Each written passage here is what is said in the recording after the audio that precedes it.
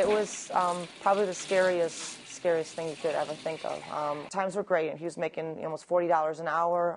I had a good steady job. The housing market was great. You'd never think that things would change the way they did.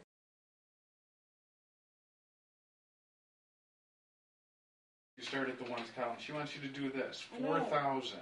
One thing just falls by the wayside, and then everything else just kind of goes along with it. It's just chain reaction. Go 8 and then put an 800 on it. Well, we were looking to buy a house. We couldn't touch a place like this because we just couldn't afford it. It's just kind of funny the way things happen, and you kind of come all the way back around and you end up where you wanted to be to start with. 0.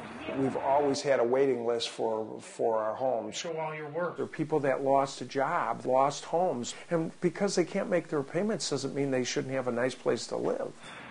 Working with Mack, it's like if you cut your hand, the doctor can stitch you up, but once you leave, you got to be responsible for making sure you don't get an infection in there and that you take care of it so you can get the stitches out and it heals up nice. You're provided the opportunity to get your stuff back together.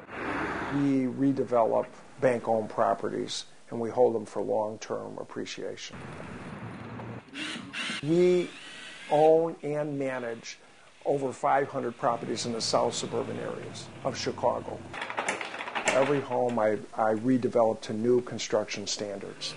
We give every tenant the lease with option to buy. We take a portion of the rent, we set it aside for the use of down payment. Eventually, hopefully, they will be in a position to buy the home.